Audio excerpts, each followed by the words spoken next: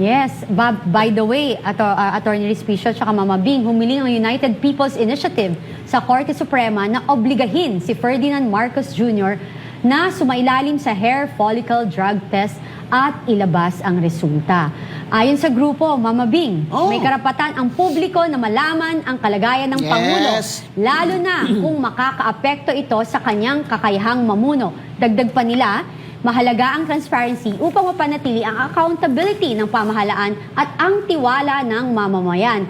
Kakasaba ang Korte Suprema sa tingin nyo? Abay, 3 taon na, wala pa rin hair follicle test.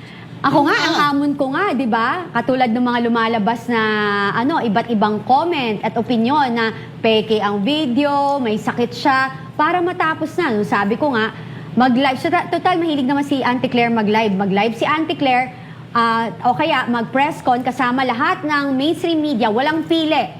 Live. Tapos papasok tayo dun sa comment section, tapos sasagutin tayo. Nga mag-live si BBM. Si BBM Araw-araw mag-live siya. Ganon. Tapos magsilbi na sa bayan. Kasi ang nakikita ko dito sa nangyayari sa House of Representatives, alam na alam nila na hindi papalo ang impeachment.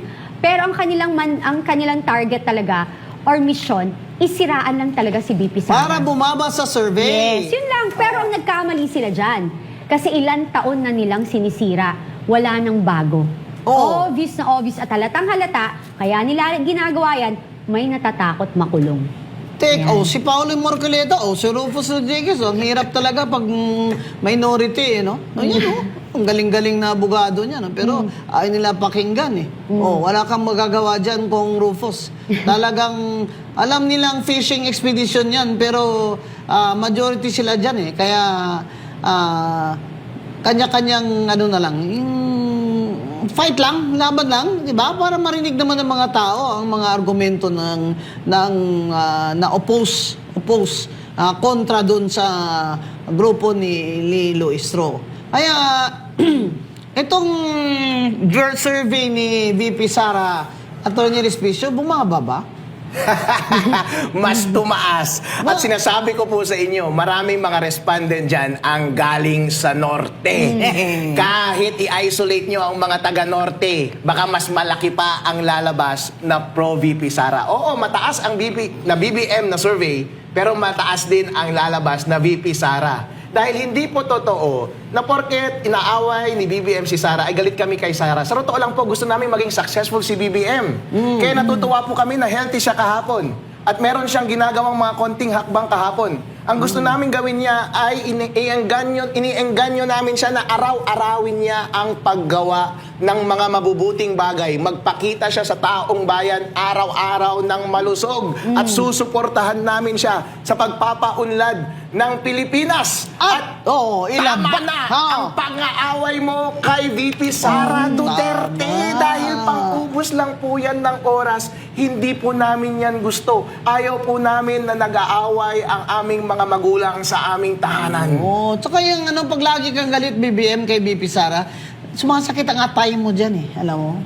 Tumitigas ang atay mo dyan, yung sabi ng mga doktor Pero eto pa, BBM, para sa mga Ilocano, bakit hanggang ngayon di mo nilalabas yung tobacco tax? Di ba yung tobacco tax na yan, incentive yan sa tobacco farmers? Sabi ni Gov. Chavit Singson sa akin hanggang ngayon hindi mo nilalabas Talagang gusto mo talagang ipitin ang mga kapwa mo Ilocano o talagang ayaw mo lang kay Chavit Singson? Yung excise tobacco taxes, Attorney Rowena Guanzon, isa yan sa pinakamalaking source of income ng mga taga-Norte. Competitive advantage namin yan over sa mga taga-Visayas at Mindanao dahil sa North ay meron kaming thriving industry of tobacco. Virginia tobacco. Virginia! Gusto natin yan. Virginia. At saka broadleaf. Yung mga excise taxes na yan, halos katumbas or even doble pa ng mga nakukuha naming budget mula sa national. Kaya napakalaking pera ang pwede namin makuha mula sa tobacco excise taxes. Hindi naman nilalabas. Paano yung malaki? Pero lista lang pala sa tubig yan Parang inutang lang ni BBM yan sa inyo. Pinramis niya. Hindi alam ba ng mga Ilocano yan? Alam yan. Baka inilabas na pero sa ibang bulsa lang napunta. Baka kasama sa maleta. Oo nga. Actually, kahapon may nabasa akong post from Kong Paolo Marcoleta. Again, may panawagan po siya. Ang sabi niya, I urge the President to call for a special session of Congress to act on proposed legislative measures that will provide our people immediate relief from the oil crisis. Hindi na kinakaya ng mamamayan ang pasanin, sobrang bigat na. Sinabi din ng Department of Finance o DOF nitong Martes na ang pagsuspindi ng excise tax sa gasolina at diesel ay hindi magbibigay ng makabuluhang ginhawa sa kabila ng pagtaas ng presyo sa mga nakaraang linggo. Inflation. Ayon kay DOF Secretary Mama Bing at Frederick Go, batay sa pagsusuri ng Development Budget Coordination Committee or DBCC, malabong magdulot ng malaking epekto ng pagsuspindi ng excise tax sa diesel at gasolina dahil anumang pagbaba sa presyo ng mga gasolinahan ay magiging minimal at maaring mabawi rin ng umiiral na galaw ng merkado. Anong masasabi niyo dito? Naku po, Attorney Harold, Respicio, tsaka Combing. Nakakairita. Go, Harold. Kathy, extraordinary times require extraordinary measures. Yeah. Pagkakataon mo na ito, BBM, ipakita mo na ang lakas ng Ilocano, ang pagiging decisive mo. Go, BBM, go! Galingan mo, bossing! Nandito kami buong Pilipinas na sumusuporta sa'yo. Lahat ng resources mo, ibuhos mo sa pagtatanggol mo at pag-rescue mo ng iyong mga kababayan at kalahi. Yung mga mali-maleta ninyong ibinigay sa mga congressman, itigil mo na yung instruction ng impeachment. Sabihin mo sa kanila, i-expedite na lang nila Oo. ang pagpasa ng Taas mga na. legislative measures para ibsan ang kahirapan ng iyong mga kababayan ngayong panahon ng krisis. Lahat Alam mo- ng karunungan mo dyan, BBM, buksan mo na! Buksan mo, mapasukin ako! Mama Bing, alam mo ba, Attorney Harold, ang tatay ko ay Ilocano din. Oo. Pero maputi lang ako. Kasi ang tatay ko half Chinese, half Filipino. Mga binag at puwa ng Santiago Isabela kami. Aba, Kaya kababayan mo. naiintindihan ko yun, no? Ang nanay ko lang naman may lahi din. Kaya eto na. May lahing waray. Waray, Oo. pero Japanese, Spanish, German. Oo, Waray. pero tayong mga hindi Ilocano, Yeah. believe tayo sa sipag na mga Yes, Ilocano. masipag talaga. Nagagalit ang tatay ko pag tanghali akong gumising. The first Bawal. na OFW natin ay ang mga Ilocano na pumuntang Hawaii at nagtrabaho sa sugarcane farms. Kala Yan ko ang yan. totoo. Umalis pa po. Bakit ang pinakamaunang OFW ay mga Ilocano? At dahil man lang dyan, kahit dyan man lang, ay sana mahalin naman ni BBM ang kanyang mga kababayan at ilabas na niya ang tobacco excise tax na ilang taon na ay hindi pa niya nilalabas sa kaban ng bayan. At bakit? Kaya. Ay, ewan ko dyan. Ayaw niya na kay Chavit Singson.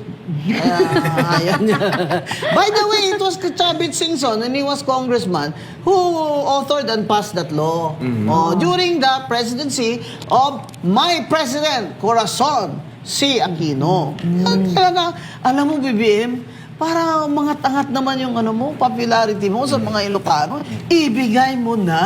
Ibigay mo na. Ilabas na yan! Ilabas Yung na yan. malaking bagay na yan, BBM, ilabas mo na! Oo, ilang hundreds of millions lang naman yan. Wala yan. Dami-dami mo dyan mga program funds eh. Extra. Diba? Kaya itong excise tax sa gasolina, ang sinasabi nga, kung may gusto, may paraan. Yan. Yes. Huwag mo Kung sabihin sa ayaw, amin, kung ayaw, may dahilan. yun. Huwag nilang sabihin sa atin na lagi na lang kayong deficit dyan. Dahil di naman namin kasalanan yan kung bakit kayo may deficit. Sa totoo lang, maraming pera dyan sa budget. Pero kasi ayaw nyo nga na magsakripisyo kayo. Ayaw nilang ng mabawasan. administrasyon na bawasan yung kanyang intelligence fund na ano ba yung intelligence fund ng buong office of yung mga iba-ibang ahensya is around 16 billion, sabi ni Congressman Lian. Biro mo yun, 16 billion. Magkano ang subsidy na kailangan niya? Hindi ba? For this year, it's around estimated at 120 to 170. Sabihin mo na 130 billion. Pero BBM, kung bayaran mo na lang kaya, yung estate tax sa estate ng tatay mo na 203 billion ay sapat na ang ibaba mo na excise tax ng gasolina at zero VAT na at kayang-kaya na. Mag-carry na yan carry na yan ng inyong administrasyon. Kaya, pero ang sabi nila kasi itong Ilocano na ito, makunat talaga. Totoo ba yan? Makunat po kami mga Ilocano except sa aming mga girlfriend. Pero sa taong bayan, BBM, tratuin mo sila bilang asawa at kapamilya. Maging galante ka po sa kanila. Dahil mayaman na po ang inyong pamilya. Ang estate tax pa lamang na kailangan nyong bayaran, ibig sabihin, napakalaki na po ang minana ninyong mga kayamanan na ninakaw ng iyong ama. Oh, Bakit kailangan mo pang magnakaw? Bakit pinapabayaan mo pang magnakaw ang iyong pinsan? Hindi ka naman ire-rescue niyan eh. Oo, Hindi po wala. ba? Pag Wala. naging presidente, si Vice President Sara Duterte sa susunod, which is likely to happen, ano ang gagawin mo? Sa pamilya mo, BBM, malamang aalis kayo ng bansa tulad ng ginawa ng tatay mo. Dahil paghihigantihan kayo. Gusto ba namin na ma-ostracize kayo at matanggal kayo sa Pilipinas? Siyempre, love pa rin namin kayo. Gusto namin na maging maayos ang kalagayan nyo sa ating bansa, ang inyong kalusugan, at maging masaya ang pamilya ninyo. Oh. Kaya hindi po talagang maganda ang resentment, ang revenge. Sabi nga nila, if you take the path of revenge, prepare two coffins. Bossing, tama na po ang paghihiganti. Please. At saka, bakit ba siya maghihiganti? Ano ba Kanina ginawa siya nito ni maghihiganti. BP Sara sa kanya na Naging kailangan presidente niya maghihiganti? Hindi, alam mo, Mama Bing, ito yung perfect example din. Pinag-usapan na natin to before, no? Na dati, naniniwala tayo na kapag ang isang politiko or na tatakbo ay mayaman, hindi na magnanakaw. Iba pala ngayon. Kasi even ang mayayaman Hindi naman na totoo. ating secretary and everything, hindi tayo makaranas ng kaginhawaan na supposedly wala nang magnanakaw kasi mayaman na. Pero anong nangyayari sa atin ngayon? Lalong naghihirap. 3 taon Diba? na pagnanakaw sa kaban ng bayan ay hindi po yan ordinaryong usapin. Kaya ito na magnify itong fuel crisis at gutom sa tao. Grabe, Dahil no? sa 3 Sunod-sunod. years na pangkaw-kaw nila sa kaban ng bayan at dumating itong crisis, ibig sabihin, naubos na nila. Correct. Flood control lang, oo. 1.9 trillion. Exactly. From flood control, pinakita ng Panginoon, biglang nagbaha. Nag-declare siya, 5,500 flood control projects. Meron, Oo. proud na proud. Itong Biglang fuel. the next day, Oo. nagbaha. Biglang ngayon, may nangyari ulit.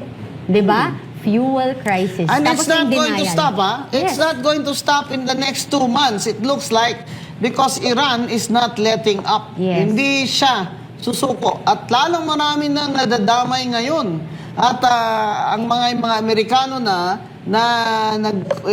nag-demonstrate sa Amerika na itigil ang digmaan, stop the war of the United States against Iran because sinasabi nila, this is not our war. It is Israel's war against Iran. At ngayon, yung Strait of Hormuz na yan, mga kababayan, may mga mines dyan nilagay ang Iran at kung sino lang ang dadaan na mga Allowance. ships na may dalang fuel ay magbabayad pa ng equivalent ng $1 in Chinese yuan per barrel. Ngayon, pinagmamalaki naman ng BBM administration na sinabi ng ambassador ng Iran na pwede namang dumaan na ang vessels na may dalang fuel to the Philippines na walang naligtas sila. Ang tanong nga ng mga tao, meron ba tayong ganon? Kasi parang wala naman tayong... Wala tayong ano. vessel. Ha? Hindi, Mama Bing, natatawa rin ako, no? Kasi kahapon ba yan, no? If I'm not mistaken, baka kahapon nga yung napanood ko na merong hearing sa Senado na nagtatanong ang mga senador na bakit kailangan pa natin magpaalam sa Amerika if bibili tayo ng fuel or ng krudo sa Russia na willing tayong tulungan at pagbentahan.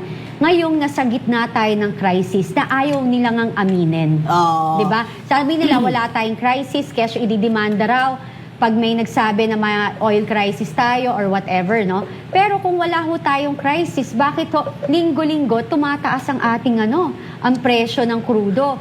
So, di ba? Yun yung Hindi problema. na babalik sa normal ang presyo, mga kaibigan. Kaya si John Vic Remulla, Attorney Respicio, ay nanguhuli na lamang ng mga lalaking topless. Wala sa kinuhuling babae na topless. Mga lalaki lang. Dapat pala magtago ako at Oo, kasi ang mga biceps mo dyan, ha? Nakita dyan ng mga,